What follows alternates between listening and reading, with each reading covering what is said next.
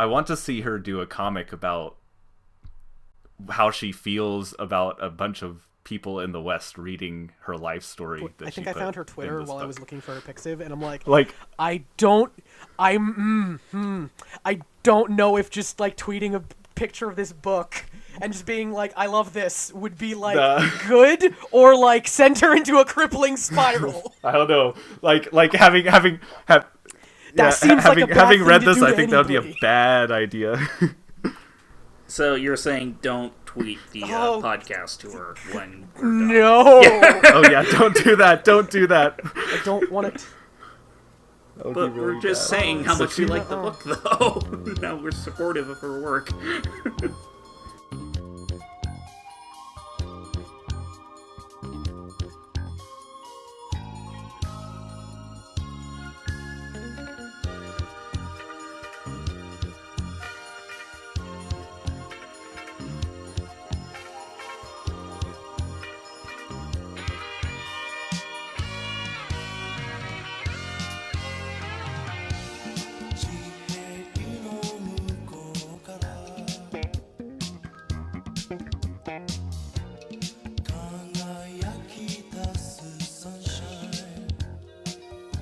Hey guys, it's CJ. Just before we get started with this episode proper, I do want to give a little bit of a warning for this episode that we are going to be talking about topics like self-harm, depression, and other topics like that. Mainly because the book that we're talking about, My Lesbian Experience with Loneliness, does tackle these issues, and we do talk about them because they are in this book. So if those are topics that make you uncomfortable, you might want to skip this one. Also, I am going to be putting on a little bit of an ad at the end of the episode. It's not paid or anything like that, but it is a really great deal that is available for a very limited time, and I want you guys to know about it. So go ahead and stay tuned towards the end of the episode to hear about this deal. Welcome back to the WMC Weekly Podcast, the Weekly Motion Canon. I'm your host, CJ Hitchcock, and this week we have Jimmy and Suri with us, and we're going to be tackling two mangas today. Two very good mangas, in my opinion. I really like both of these. The first one we're going to go ahead and tackle is going to be My Brother's Husband by Gengoro Tingame, and which is released by Pantheon. And we also have My Lesbian Experience with Loneliness by Nagata Kabi, which is released by Seven Seas. And How are you guys feeling about these two books in particular, just kind of as a general spread?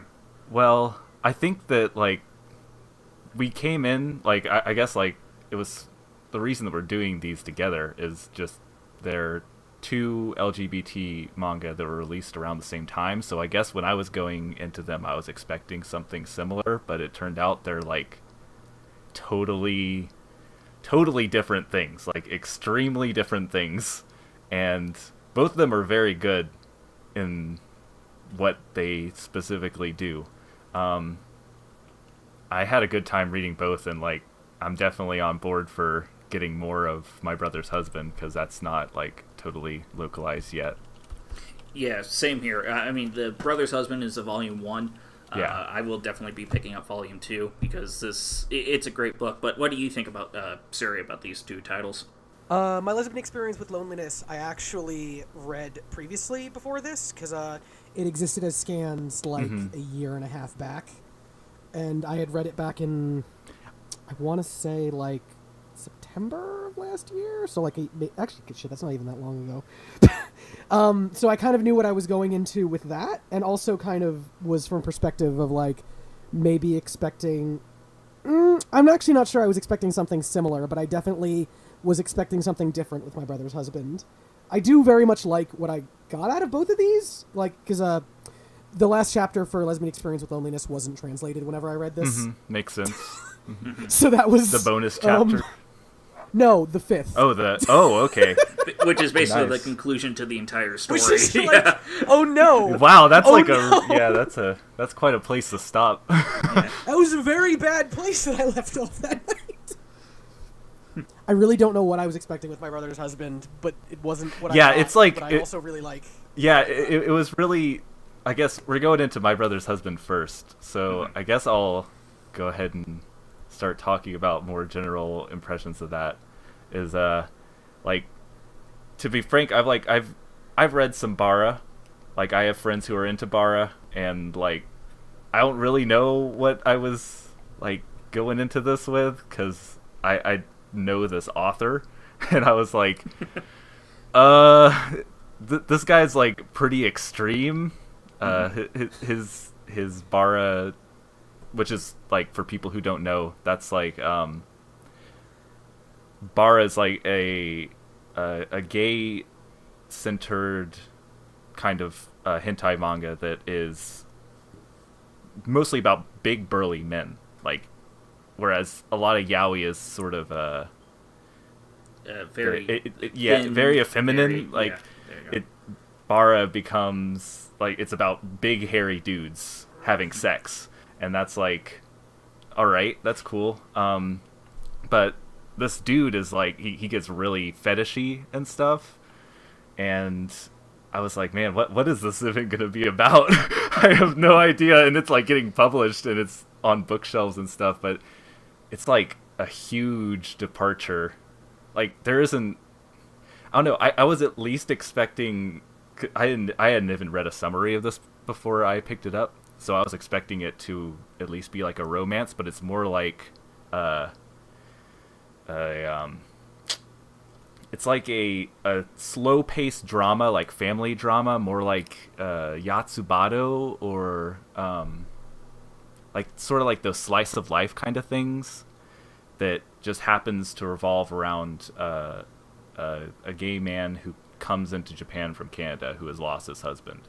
And like, it's really like, while it's very focused to the point of like highlighting the way that homosexuals are looked at in Japan, it also does a really good job of just like giving a nice atmosphere of homeliness and such. And there's like a cute little girl character who is like, it's got a really nice dynamic between the sort of close-minded adult who's been raised in the society to not accept this homosexual who's come into the household, and then this girl who's totally innocent, and she's just like, teach me more about your life. And as it goes on, like, the closed-minded guy sort of like opens up as he remembers memories of his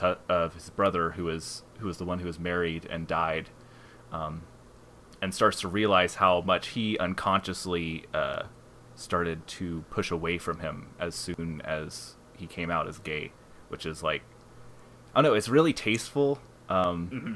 They're still like full on bara dudes though. Like, the character designs are extremely bara, and it's good. I love it. Yeah, there's like a shower scene in the middle. Yeah, it's just I was actually really just going to bring that up, because like there are some really interesting fan service moments. I don't know if people would see bara as fan servicey, but there are a couple of shower shots with both of the male characters in this. It's really, yeah, and like it's really good. Yeah, and it's also very weird for me because like you don't really see muscular hairy men in manga very often. So that's true. Yeah. So just like, and normally if they're there, they're like a gag character or something, like outside of the bara sphere. Right. But just like, oh man, they go all the way sometimes. Like, it's not really sexual. Yeah, it's people just kind of relaxing in the shower and kind of being alone with their thoughts and just kind of exactly. pondering. It just happens that they're naked, right? And like very muscular and hairy. Yeah. But the thing that I really like about My Brother's Husband is that it's not so much about this gay man. It's more about the father, Ryuichi, who it's more about him. He's more the main character. Yeah, it's more about him trying to expand his worldviews on things, because it's more about him getting to know this person who has come in, has introduced himself as his brother's husband, and trying to understand their lifestyle without being judgmental, and kind of him fighting his preconception notions of what the gay community is like and their influences on other people and how they're influenced in society. And it's a really gripping book from that aspect, because I kind of I really do love that this is very much, it does kind of feel like an outsider's perspective of everything, and him trying to understand what's going on for not just his daughter's sake but for his own sake, and trying to be respectful of his brother. And I really do like that about this book, because this book is more about mourning and, expanding worldviews, like I said earlier, than it is anything romantic. Now, granted, there are still some really great romantic scenes in this book, but it's kept to a minimum. Like, the idea of this book is to just kind of say, like, hey, gay people are people too, Yeah, and like, I think, whereas, like,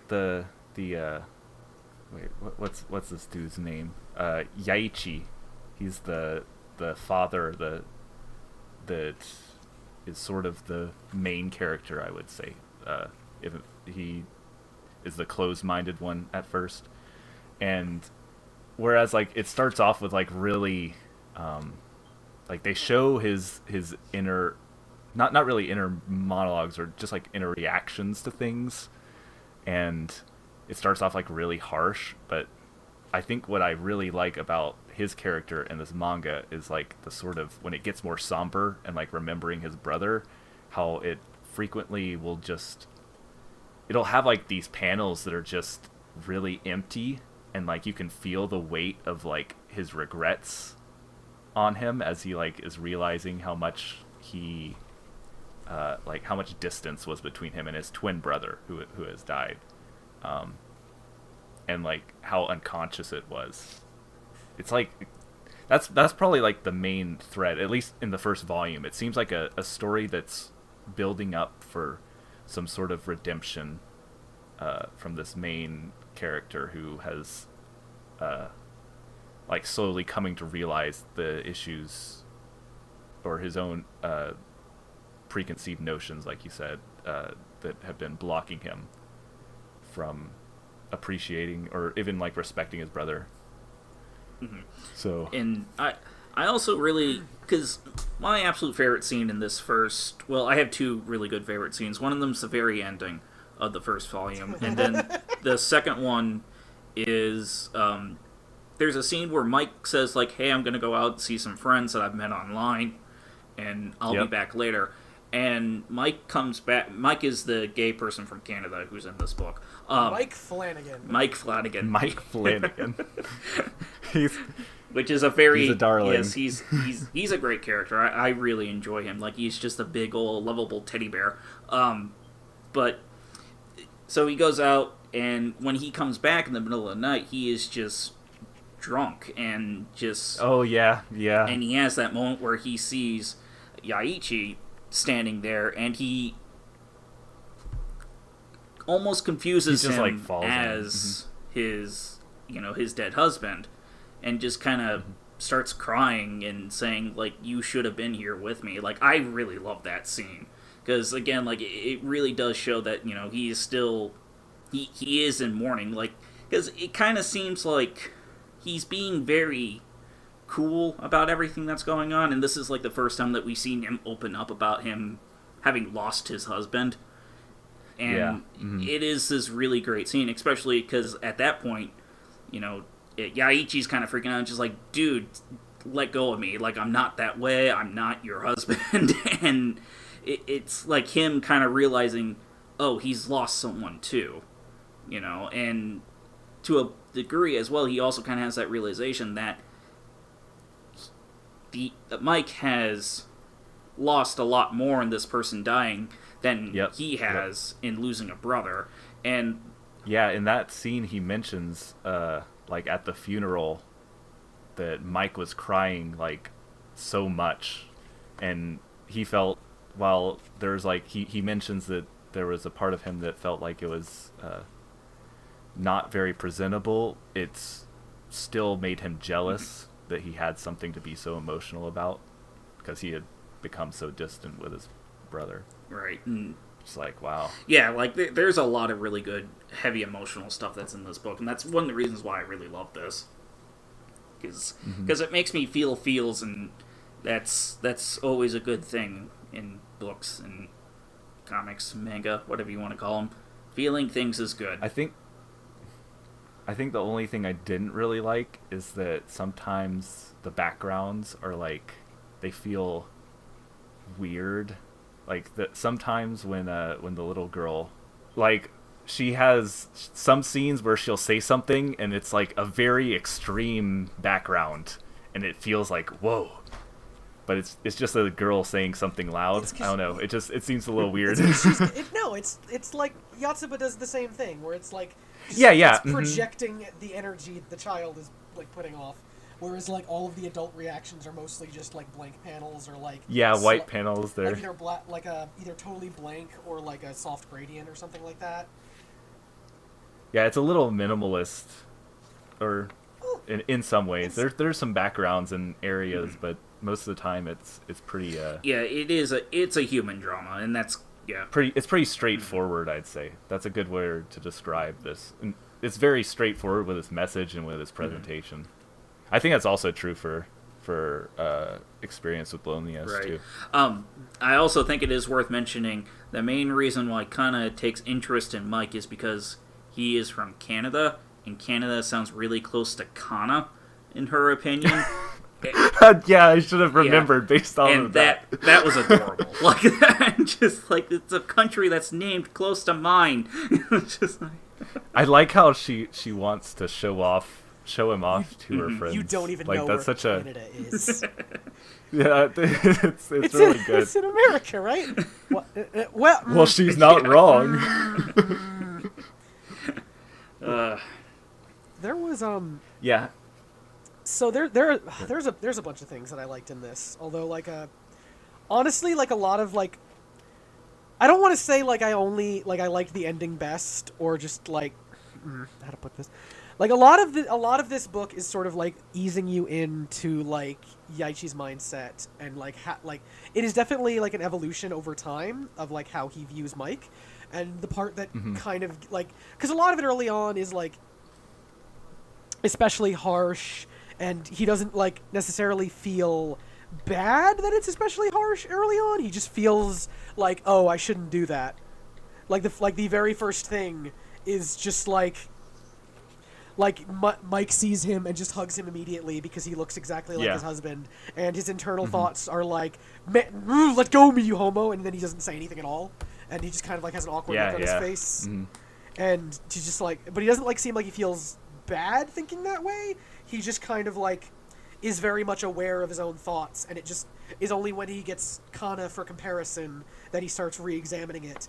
And the part that I like is one of Kana's, like, she wants to show Mike off to her friends, like you said, and like one of her friends is like, oh, I can't, because I guess it like got mentioned to her mom or something, and her like at some way to that, Kana brings up the term negative influence, and she's just like, it means like bad people, and he just sort of thinks about it and is like, wait, did she say? And just like progressively over like a chapter gets increasingly unable to contain how angry he is over this, that somebody would dare think ill of Mike, who loved his brother so much. Yeah. Like, yes, I really like that. Well, and the thing that I really liked about that scene too is that from Yaichi's standpoint, in that moment of time, he sees that thought is unfounded. You know, that Mike has done absolutely nothing wrong to, be given that kind of title, for people to think of him in that way outside of just his orientation. And I really do like that, again, like that character development that he has, that he sees that this whole entire judgment is unfounded.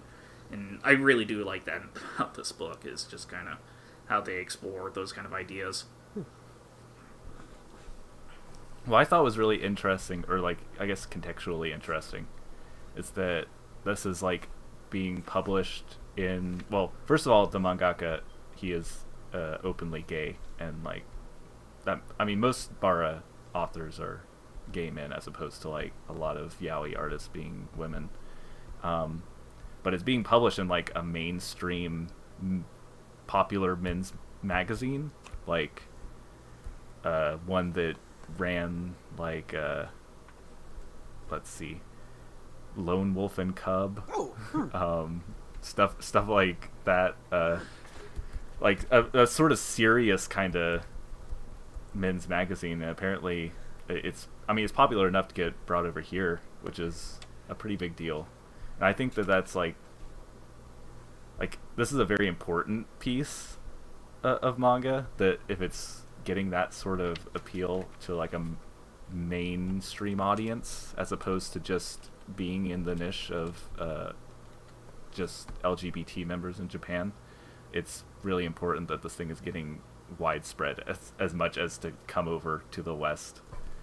So yeah, and I'm really happy. Like, I think that if you're listening to this and this at least sounds sort of interesting, you should definitely go out and buy the book, because it not only will it help get the rest of it here, it'll just support the LGBT movement in Japan, and also get more of LGBT content makers works localized for here, which I think is a very important same thing. here. I full-heartedly agree with that statement, Jimmy. Well said. I'd pat you on the back if I could. There's two other because you did mention it earlier, but the very, very end, did you want to mention that? Because I kind of chuckled at that. Well, for me, like, basically where the book ends with this first volume, and this is spoilish, but again, this is kind of first volume stuff, but where it ends is the thought process that Yaichi has about Kana and her acceptance of Mike. And he kind of realizes that if Kana thinks that being gay is okay, she herself might end up being gay. And it's starting to challenge his mind, his preconceptions even further, because before it was just this random stranger who was coming into his house being gay. And now he's starting to realize there's a very strong possibility that my own flesh and blood is, well, besides his brother, yeah. I get what you mean, but like... Yeah. is also possibly gay, is a lesbian. And it's really, again, like, it's forcing him to put his newfound beliefs into action, because it's easy to be accepting of a stranger, but when you're confronted with it by someone who is incredibly close to you, especially from someone who you have helped bring into this planet in one way or another, like, that's a completely different ballgame, Like, it is a very interesting thing that I want to see go on with this book, is how is he going to react to this realization that this is a possibility that is in his world now. And again, like, that's a really interesting way to keep going with this, and kind of to push his acceptance to go on with this. Like, just how okay is he with all of this? Yeah. The bit that led to this, both like directly led to this in terms of like the paging, but also like there's probably like a series of events. There like earlier on in the volume, there's this one kid who's a little bit older than Kana, who's like walking around Yaichi's house, and he just like directly comes over, and he is the older brother of one of Kana's friends, and he's still fairly young, like probably middle school age, and just wants to like talk to Mike, because he basically needs somebody to he needs somebody to come out to. He's finally found someone else in his life who's gay, and like, because he's been aware of that for a while, but he's never met anyone who's gay, and just like needed that, like, to like talk to someone about it. And I loved this section. It was super sweet. I cried a little bit. It's good. And I just it's really good. I feel like that's part of just like a good part of the thought process of like, it didn't enter Yaichi's mind to think about like Kana in this way until he was presented with someone not too much older than Kana who already knows this about themselves. Oh yeah, like it's really, like, I don't know, there's a certain groundedness that I think is present throughout the whole thing, that is like, like how you mentioned,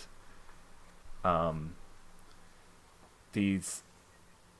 It really, even though I'm not a part of like Japanese culture in general, I'm like an outsider looking in, and well, depending on where you are in the United States, LGBT rights might not be better or worse, but generally, like, I feel like I encounter more LGBT people in real life, just being somebody who lives near a city that's really well known for that.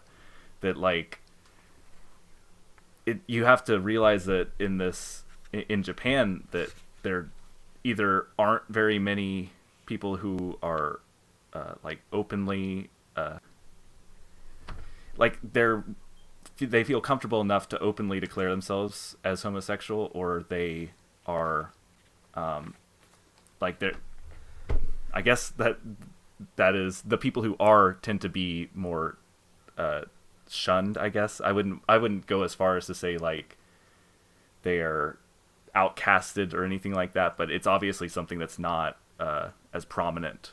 And to see something where a kid who has these feelings but has no outlet to really like have somebody to even relate to on the topic, it's like, I don't know, it gets you really emotional because it's so easy to empathize with these grounded, realistic characters. And I totally feel you. Like, I didn't quite cry in that scene, but it's like really emotional to see those sort of things. So the only other thing in this that I really wanted to bring up, at least, there's one section after they're talking about the kid who had come out to Mike, Kazuya? Yes, Kazuya.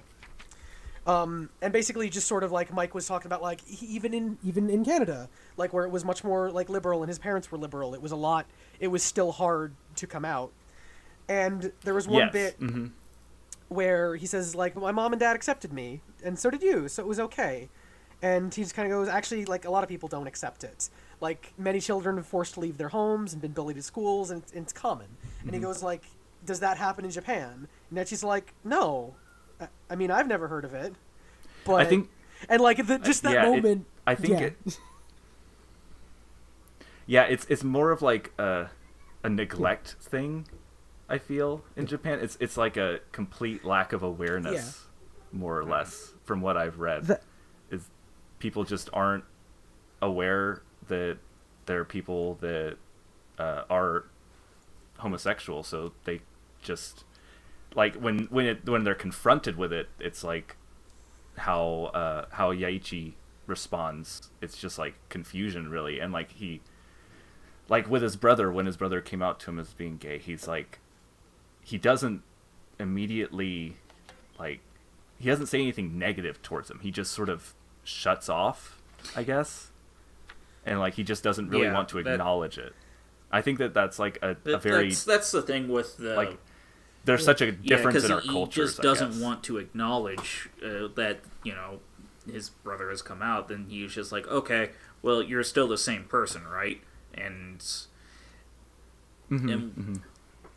It's less than, like, over here in the West, we often have, like, Christian parents who will outright disown their kids over something like this, whereas the beliefs aren't quite as like, such antagonistic beliefs aren't quite as wide held, because Japanese Shinto religion doesn't have anything like pro or against lesbian or gay couples. It's just they just don't really acknowledge it. And I think that's where the importance of this manga comes from, is that it actively confronts the reader with the possibility. So just raising awareness, and I think like Yaichi being the main character, the person who's reading is supposed to really empathize with, assuming that they're just like a normal Japanese person. I think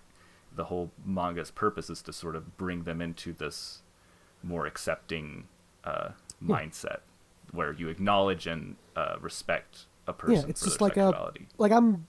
I'm very aware of, like, kind of how bad it can be in the United States. Something like like almost half of like the like homeless youth in the country are like LGBT, just because like it's like kids who've been driven out of their homes over stuff like that, and the notion that like it's just presented in the story that like she had never like he's like, no, that doesn't happen in Japan. I mean I've never heard of it, and just like that idea kind of hit me because just like as like someone who like as a trio of people who consume a lot of Japanese media, I feel like I'm not alone in saying like I've literally never even heard that concept brought up in something out of Japan before. I'm just like, yeah, true. Well, I mean, there sometimes it depends on where you're searching, I guess. But yeah, like the straight up, those specific instances, it's just not really a topic that's got a lot of public attention over there. That's I guess. that's kind of what I That's how it's mean is about. like, is it not a problem, or do people just not know about it? Like, yeah, essentially. like I'm kind of just like, I don't know. Well, again, My Brother's Husband, it's a fantastic book. I think all of us highly recommend picking it up. Not Absolutely, yeah. just, it's a fantastic book. I love it a lot. I'm really looking forward to Volume 2. Yeah, and also one last thing that we'll say about it. Anderson Cooper has a quote on the back of the book. That's right. Yeah, it's really really so good. good. It's, I love it. Heartbreaking yet hopeful. God, that's tremendously beautifully good. rendered mediation. Is that what that says? Yes. Yes. Let me start over. Heartbreaking yet hopeful. Beautifully rendered mediation on the struggle of gay acceptance in today's Japan is quite dazzling. I am already looking forward to part 2. Anderson Cooper, CNN. God bless. I also like the other quote that's on the back of the book here, which is beautifully written and drawn. An eye-opening story about children and parents and how they affect each other. And and I'm 11 years old, so I would know. I didn't read that. That's so good. Clearware. I love that a lot. But yeah, those are some really good quotes that are on the back of the book. Again, like I'm really hoping that this is a successful book for them, and I am definitely going to continue supporting this one because this is worth your money. This is a great book, great experience. Highly recommend it. In case you missed it, there's a really great deal going on over at Humble Bundle. If you're unfamiliar with Humble Bundle, they are a fantastic charity site that exchanges your donations with digitally distributed games, books, and even the occasional audiobook. The site is set up so that all the money you donate either goes towards the creator of the content or the charity involved with the bundle. This time around, the manga publishers Kodansha Comics have teamed up with the ACLU and the Electronic Frontier Foundation to put together a massive fairy tale manga bundle. There are multiple tiers, starting out with just $1. For $1, you get the first 5 volumes of the fairy tale manga and a discount towards a subscription to Funimation's streaming service. There are a few tiers in between, but the final tier is $17.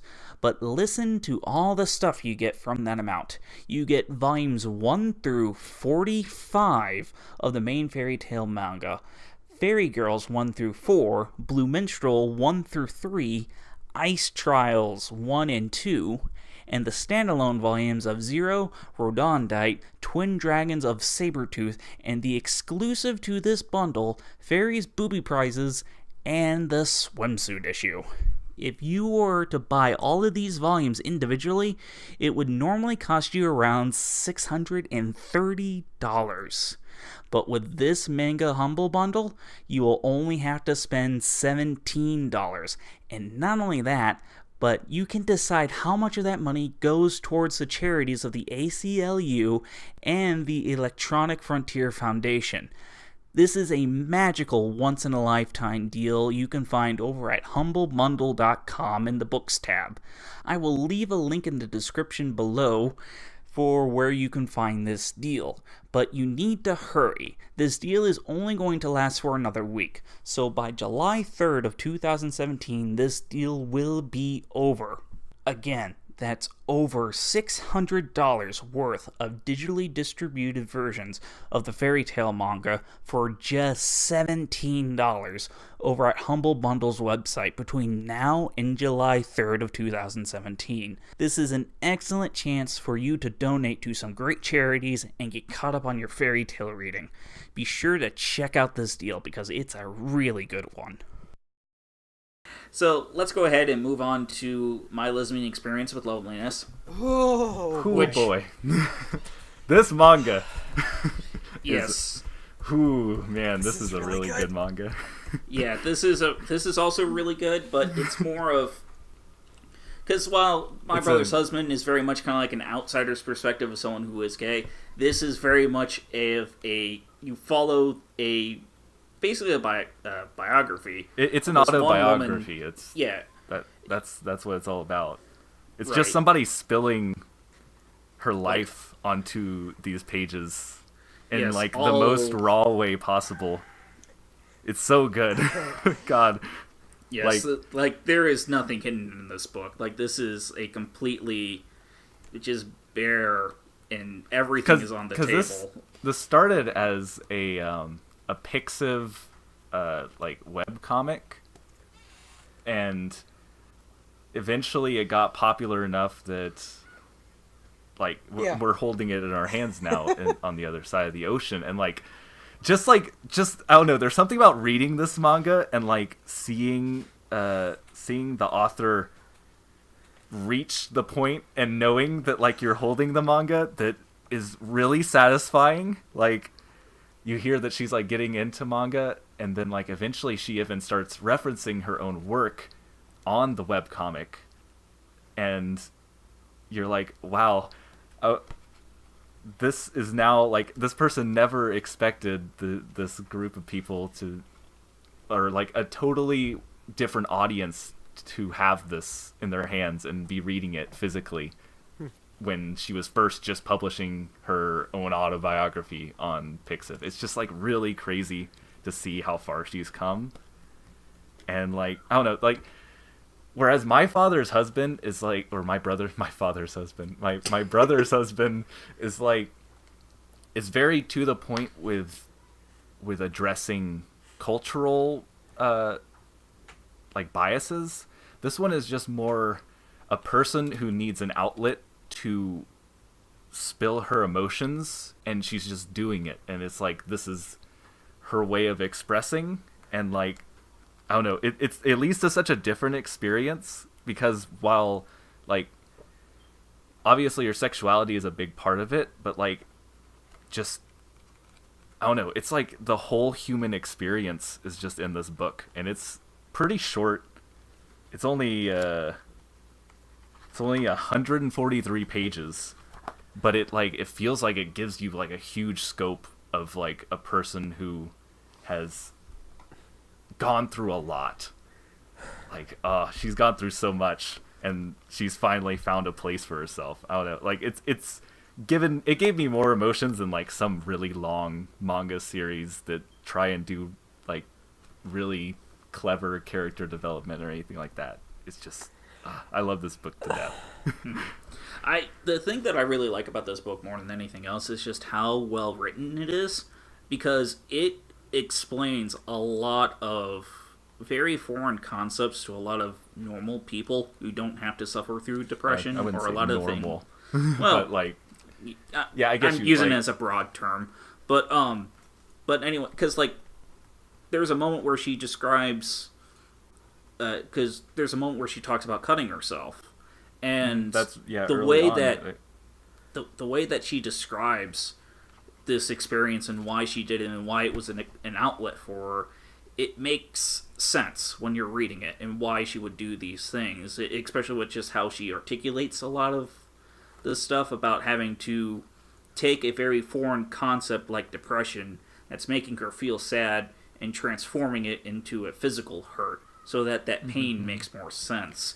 And there are just a lot of really creative visual representations, unending visual representations of anxiety and depression. It's all over, and I think like what another thing that's like really subtle is how like the book is really in three colors. It's black, white, and pink. And the way that they use the pink, or she uses the pink, is usually really good at like either making you feel like she is alone, or like there's some sort of adversary, or like some force that's like oppressing her. Like usually it's either her highlighted or like the surroundings highlighted in the pink, and it does a really good job of just making things pop where it should. Right. Like there's one moment where she's talking about working as a cash register, and the way that it describes that scene is, you know, visually she is the only thing that's white and everything around her is pink, and she's describing about how she doesn't feel like she belongs in this society. And like when you visualize that concept like that, like it makes sense. Like it's really good color scheming and really good just graphic design, and just the art style is really unique but attractive at the same time. Like I don't know, there's so much to compliment this manga for. I adore this, and it is. There are bits of this that get across to me in such an extent that there was moments where I'm like, I don't know who I want to recommend this to necessarily. That might give them too much of a picture of me. Yeah, I understand. Like, yeah, I don't know. Like, I feel like if you're just like a person who has a sense of empathy, like you're gonna find something to relate to in this book. Like, she just does such a great job of like illustrating. Just even if you're a more like privileged person, I think that you will still find yourself deeply empathizing with the author, just because of how well she illustrates her feelings. Yeah, there is a couple things that I do want to go into on detail on my thoughts of this, but before that, I found the author's Pixiv, and I found the pages that they have on it. Yep. And I love this for a number of reasons. The first of which being, this is so much like I want to do manga, but I have no, like, I want to do this, is that it's not scanned, it's just like photos of papers that she drew. and also the pink is just crayon. But like the second, like one of the last pages, like you can just see the black border where she was just taking it for a picture. And I adore this. I love this. I'm so happy for her that she got this published. Gosh, this is like, yeah, I love this to death. That she managed to like, this is just the most I don't know, like she totally used everything in her power to try and do this, and like just did it. She managed it with just like some sheets of paper, a pen, and like probably just like a pink colored pencil that she bought for super cheap. Just like, I'm just gonna write my life on these pages. Oh, I love it. I adore it. No, I love it's so this. Good. I love this whole series. That was actually one thing that I wanted to like mention earlier, CJ, when you're talking about like how she describes like self-harm, and basically for the purposes of reading this out loud. Yes. So how it's essentially articulated is that like internal like emotional distress is invisible pain, and that's difficult for most people to sort of get a grip on, especially if they haven't had like help for that in their life. So the self-harm and the hurting is literally just creating visible pain, so that you have something to look at that makes sense in relation to the internal pain, which like I had never thought of it like that, and having it phrased like that, my brain was just like, oh, huh. And just kind of a moment of like, if I had like a couple less conversations with my parents when I was younger, I could probably be like right there. Of just like like putting it like so, like almost every part of this is like so easy to understand where her head was at in the way she describes it, is that you can like a couple like you can just see, like, even if it's not something you've experienced, you can, like, see the path that might have put you there. At least that was how it was for me on this. Yeah, I totally agree. Like, absolutely. It's a very, and like, I think that there's whereas, again, like, it's hard to really draw comparisons, but since I read these two books very close to each other, I naturally drew some comparisons. Like, My Lesbian Experience with Loneliness does critique like society, more like family, in a more personal and direct way, but like also not as direct. It's sort of weird in the sense that, like, the author's parents, they suck. They're awful. I hate them. Like, they're the antagonists of this book. And like, cuz at the beginning she's just wanting to be accepted by them, cuz all that she needs is a place to belong, and her parents just won't offer that to her. And they have one clear vision of who she needs to be, and until she reaches that, she'll, like, it's not that they, like, consciously are like, we'll kick you out or something like that, but it's just they don't acknowledge her achievements. And like, it's so much more like, it's such a natural thing. Like, obviously I'm not a part of Japanese culture, but like, I can totally feel those deep-seated like, you need to become salaried and you need to become successful. Like, you can feel those expectations laid on her all the time, and until she finally decides to live for herself, which is like such a liberating moment. She's just like, fuck this, I'm done. we're gonna go and live our own life as a manga artist, and like, her parents don't even know that she's drawing this and got super popular, and like, it just I love it to death all the way. Yeah. I also like that, like, there's not really like a happy ending, because it's real. Like, this is a real person's experience, and she's like, even at the very, very end, even though she's successful and she's like, I finally have a place that I feel like I belong, she still has like all these anxieties. And like, the bonus chapter, she finally goes back and goes to the Love Hotel again, and it's still like a really bad time for her. Like, you're just like, oh my god. Yeah, because that is actually one thing I really do like about this particular book, is that it kind of puts a positive spin on prostitution a little bit.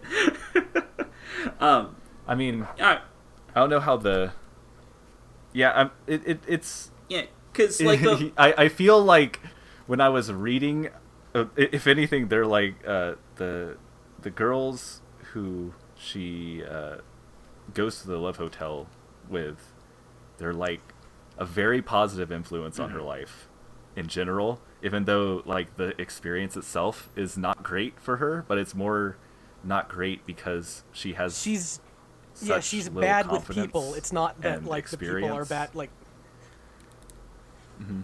I really like just the way that sex is represented in general in this book. Like, she's just like, oh, this isn't what it's like in my yaoi doujins at all. It's actually like high level communication. Like, it's very intimate and bearing yourself to another person, and like, you don't see that very often in media in general, much less manga.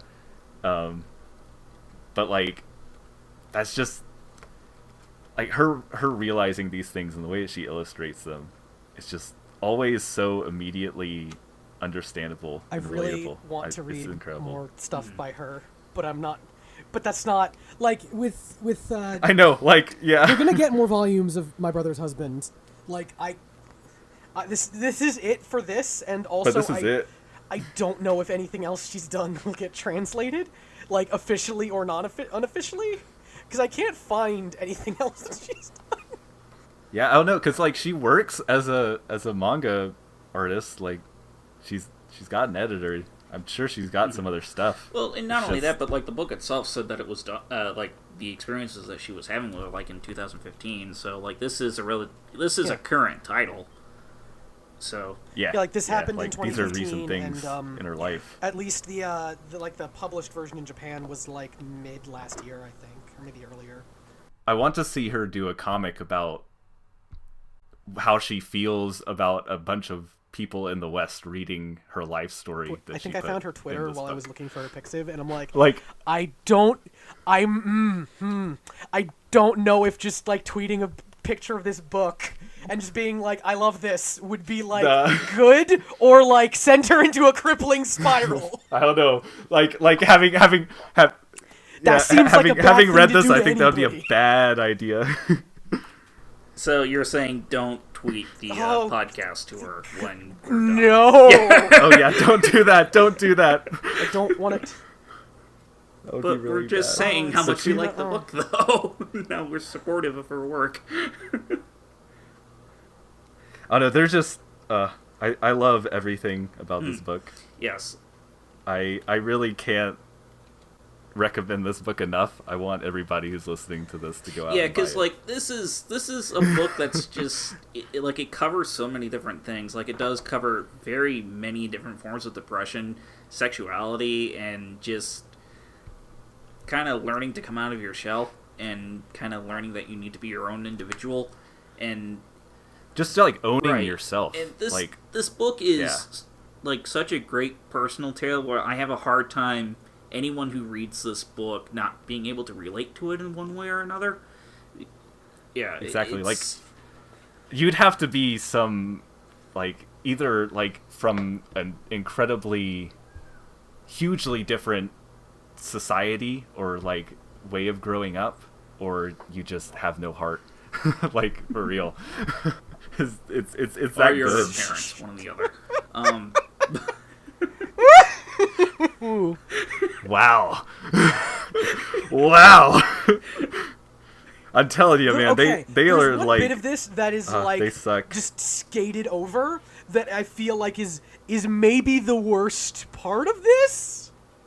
Of just like no, of just like a completely minor thing. What do you mean? Is like early on when she's like struggling. Just like when she's like struggling, like she's getting jobs and she has money saved up and she's like just kind of struggling.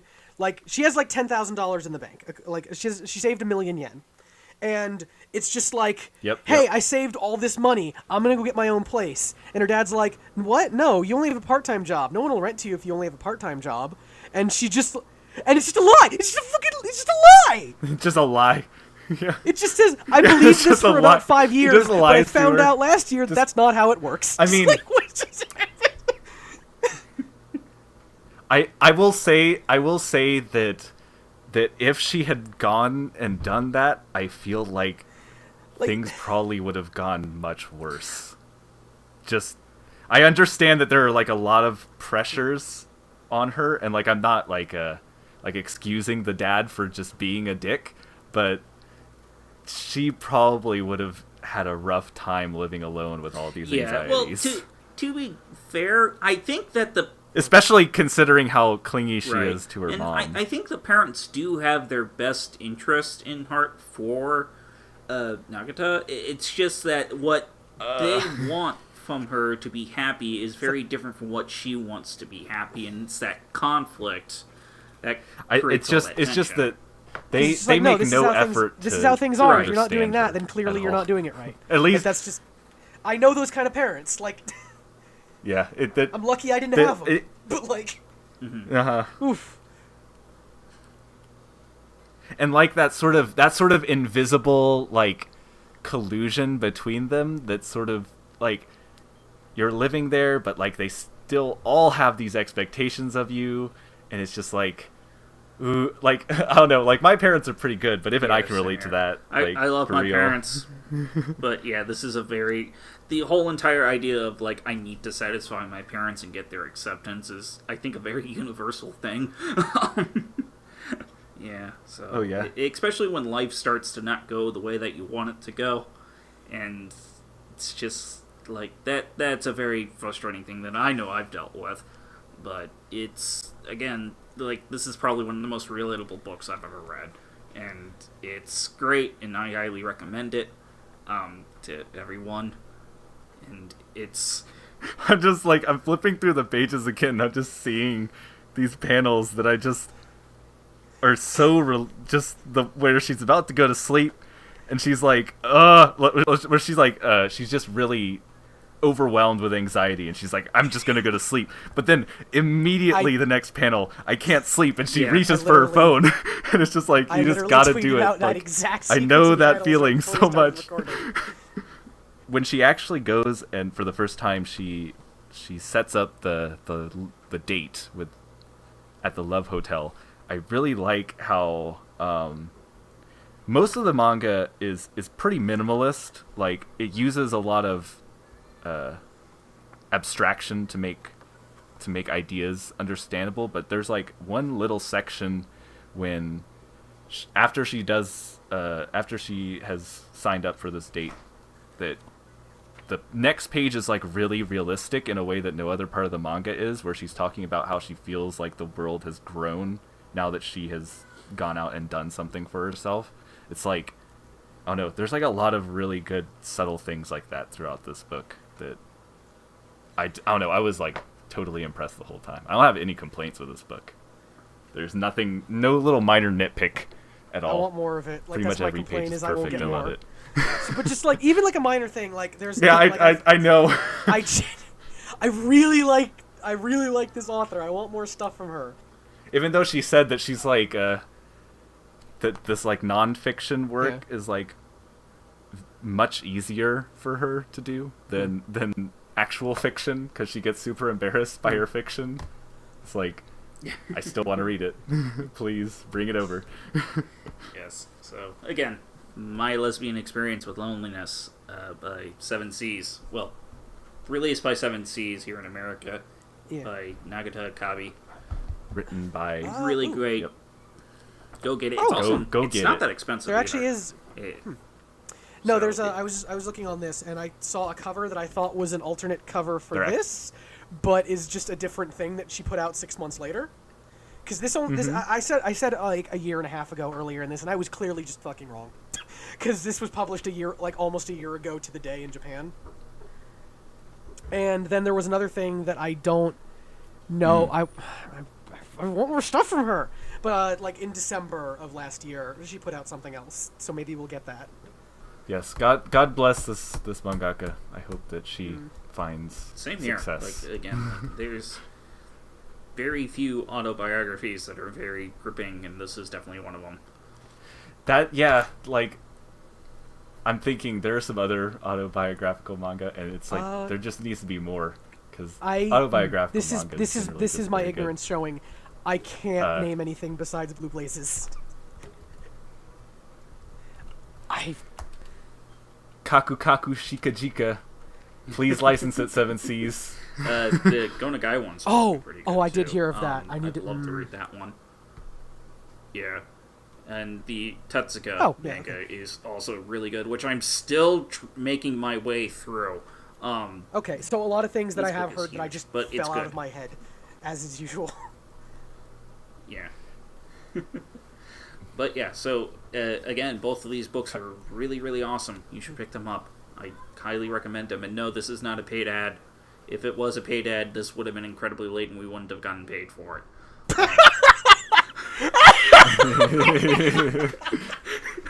Oh, damn, that's boy. true as hell. Oh, that is a deep cut.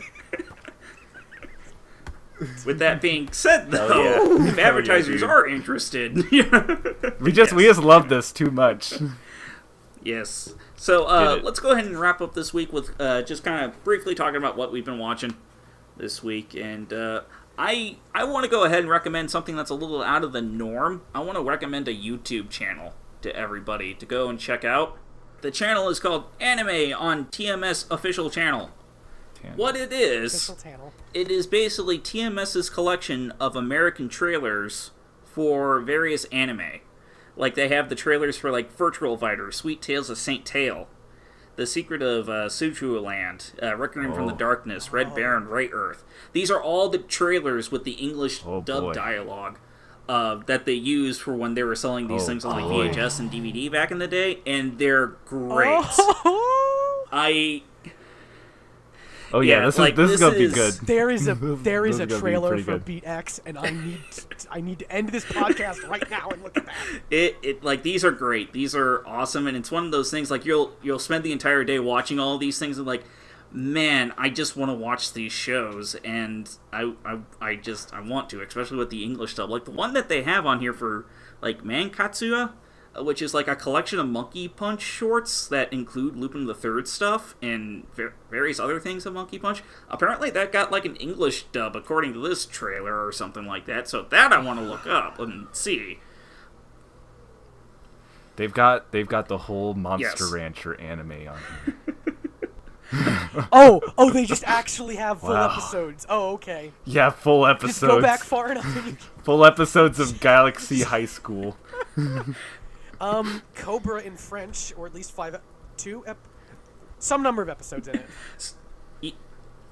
That's cool. That's these Monster cool Rancher stuff. episodes aren't important. Yeah, so this is a great channel to go ahead and just kind of spend an afternoon on that I came across recently, and they did upload a couple more trailers this last week. So yeah, go check that out, because like a lot of these views are very small, and it's a shame because these are great trailers. So definitely go look them up. Not if you're watching Sonic X episode 5 cracking knuckles with almost 500,000 views. If you keep scrolling past like Monster Rancher and Galaxy High, there is the Spanish version of a show called Remy, and every thumbnail is almost like the same shot of the same person at slightly different angles, and I'm dying. This doesn't even make sense. Like, these Sonic X episodes are way out of order. This is a very good addition. It's like, yeah, okay, I'm into Remy, but in French now. What is this? Oh, there. Okay. Okay, no. I'm sorry. The one that's just a Sonic X. This is a Sonic X episode. It's just a lady cop holding like a submachine gun and Rouge the Bat in like a very bad ninja outfit. Oh, this is joyous. This is giving me life right now. Yeah, so again, anime with an exclamation point on TMS official channel. Go ahead and check them out. They're pretty great. This is really good stuff. A Cheeky Angel is another really good trailer that's on there. Just do it. If you love bad dubs, this is the good stuff. Like this is premium A quality stuff you should be looking up. So that's what I've been watching this week. What about you? Let's go ahead and go with Suri. I think the only thing I've been watching has been just like stuff coming out of E3. Like I haven't even essentially. Okay. We can't talk about this for a long time because this is an anime. But there's 2 new Metroid games. I'm gonna fucking die. Yes. I'm so happy. Okay, so Josh, go away. Basically, this E3. I'm not gonna talk this E3 has convinced me I'm buying a Switch. That's all I'll say for right now, because like there's so many good games coming out for the Switch. I'll say same. I was already gonna do that, and then it's just like, oh, good. My previous decision was indeed correct. And also, you know what is anime? That Dragon Ball fight. Yes, that looks really good. I'm really excited for that. That looks like impossibly good to me. Like, maybe when I actually see it like in person, it will look. But like the images that I'm seeing of it right now look like it's built off like the Guilty Gear Xrd engine, which does magic in making 3D models look like 2D animation, and like it honestly, like to me, looks like even better when it's doing it for Dragon Ball. I've had some people say that it doesn't look as good as Xrd, but like I guess I'll just need to see it in person for that because it looks amazing. Like it looks impossibly good. I will concur with that. I mean, I love 3-on-3 fighters anyway, and to have it with a bunch of characters that I really like to see in a fighting game, like this is going to be a great game. Like this is going to be a lot of fun. Looks way better. I than played Marvel the demo Infinite. for that. It's not very good. Sure. Unfortunately, this isn't a gaming podcast. Otherwise, I would go on for an hour about why that game was awful and terrible, at least from the dub. Like, good... Okay, Thanks, Capcom. Okay. If you can't turn off... Okay, Enough. Okay. Enough. One last thing games. about Marvel vs. Capcom Infinite, though. It's like all the character models are like plastic figures, toys, that they put into an oven and their faces started to melt, and then they took Honestly, them out. I think most of the Marvel people look fine. It's a lot of the Capcom ones that bizarrely No look way No worse. way. Just No fucking- way. Like, Captain fucking America's Dante. face is so bad. Like... Okay, no, Captain America's They- problem isn't they- his they- face, they it's got- the fact that he's a Rob Liefeld drawing. Like, he's just like a balloon. Well, it's like... They got the fucking hands that Dante holds Ebony and Ivory in wrong, which is like, what the fuck are you Also, doing? have you noticed Capcom? there's no mutant characters in it either? Yeah, Yeah. no, licensing. Like, I can't... I Marvel don't understand how you Cinematic can do a Marvel Universe. vs. Capcom game and not have Wolverine in it. Like, I just... You can have Marvel calling the shots, is how. Okay, so... Or like, yeah. No, Yeah, let's stop. Let's stop. This Let's isn't a video stop. game I can podcast. hear Josh's blood Let's boil stop. from Let's here. stop. So, Jimmy, what have you been watching this week? No, It's I'm probably the all editor. got cut.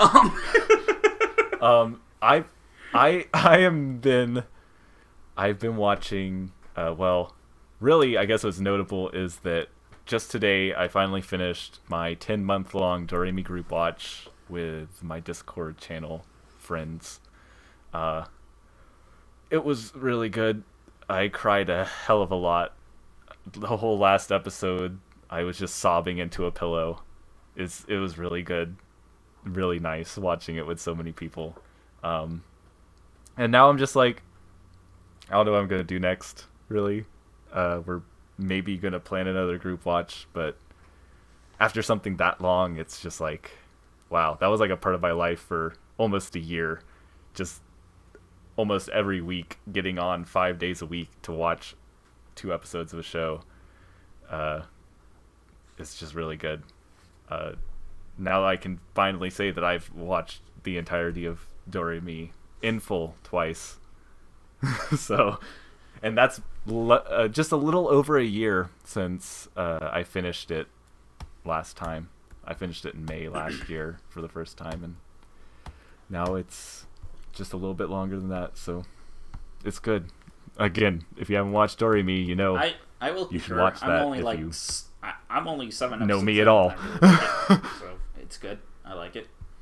I should get caught up with it, but at the same time, I feel like I'm trying to get caught up with everything right now. But yeah. Man, I don't even. Yeah, all I care about right now is Yeah. My Hero That's Academia very season good. 2. I'm which actually is good. good. That's what I'm. Okay, guess what? Preemptive what I'm watching. When this is over, I'm gonna go watch that.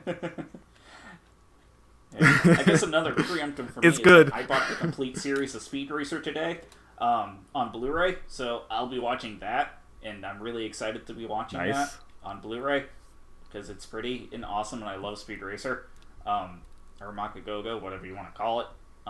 Yeah, I'm excited for that. It'll be fun. Yay! I also only got it for $20. No, this is Funimation. Is that for a some reason. discotheque release? Huh. Yeah. Right. Yeah, like I found it Oh, at okay. Walmart when I was Interesting. out and about today, and it was $20 for all Wow. 52 episodes on Blu-ray. pretty sick, It was dude. just like, this can't be real. Like, I had that moment today, and it was just like, I took it to a price checker thing, and it was like, oh, this. Okay, well, there's no reason for me not to buy this then. And at the end of our show, like we're always going to do, we'd like to go ahead and have this time right now to give a little shout out to our 10 plus backers on the Patreon, and those are Osama_A, Cornelia Natsudi, Chris Magnifico, and Ben Grant. Thank you very much for your donations. We very much appreciate it. So yeah, that's going to bring our show to a close this week. I am CJ Hitchcock. You can find me over on Wave Motion Canon, editing the podcast and hosting it like always. I am on CJ Hitchcock on Twitter. And at the same time, you should check out our Patreon. It's the Wave Motion Canon Patreon. We've been kind of falling behind with questions this week, but we're going to get back on that, and that's one of the benefits for being a part of Patreon, is us being able to answer your questions for the show. They don't have to relate to the episode that we're going to be talking about, but it would help to give us a bit more focus for what we're going to talk about. Again, to get onto that train, it's only $1. That $1 is going to go towards site stuff, like keeping the domain name, all that kind of fun stuff. So, again, every little bit helps. We appreciate it.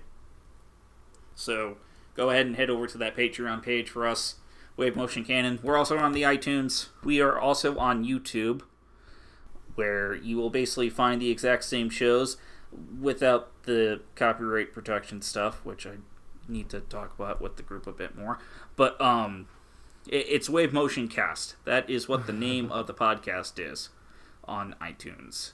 So go ahead and head over there, and on the YouTube page, it is Wave Motion Canon, I believe. Make sure that is correct. That is what the YouTube page is called. So all of our episodes are on there. They're also on the iTunes. Also Stitcher, which is apparently how my mom listens to my show. So. Alright. Hell yeah. For all those moms out there. Various different ways for us to be watching the show. So I'm sorry this went on a bit long, but this is something I'm going to have to start doing now to help hype the show, as it were. So where are you guys on the internets? I am at JimmyDome9 on Twitter. At Come follow Suribot me on Twitter.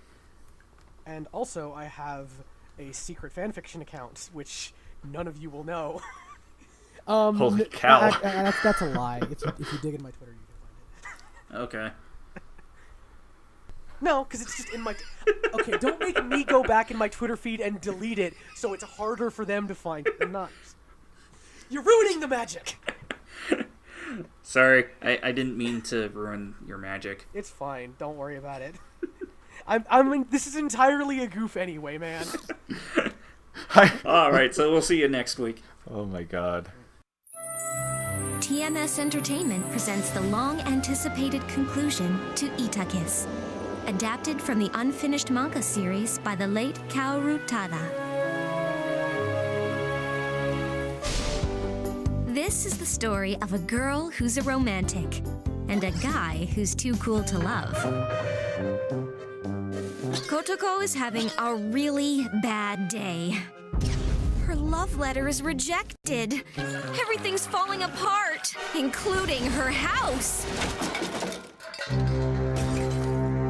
Her only option is to move in with her dad's friends, who just so happen to be Naoki's family. Naoki is a golden boy, the best at everything he does, from sports to studies. He's totally focused on getting ahead. Not like Kotoko. It's true she's not too academic, but she always tries hard. And what guy wouldn't be attracted to the way she enthusiastically pours her heart into everything? Naoki, the genius, doesn't have time for romance, and he certainly doesn't have time for girls who are stuck in the remedial class. He wants nothing to do with Kotoko. But how's he gonna avoid her now? Her bedroom is right next to his. It's a crowded house, with Naoki's little brother hanging around, making fun of Kotoko. And his meddling mom, who's overjoyed to have a girl around. It's her dream to bring Kotoko and Naoki together. Then she'll have a daughter-in-law. There's a lot to deal with as Kotoko and her friends go through their final year of high school and into college.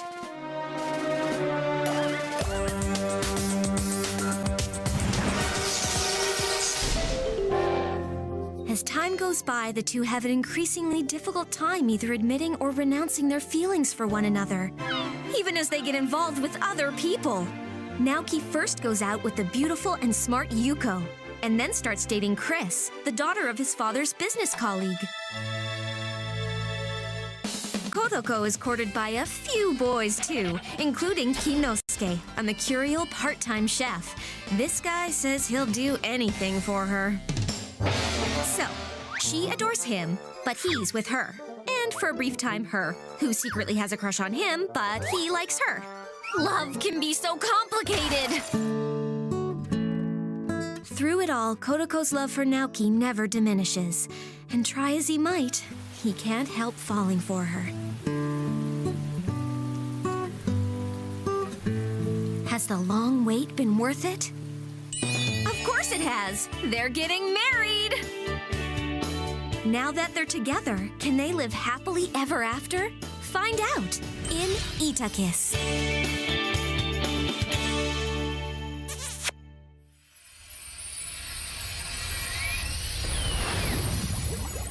Available from TMS Entertainment.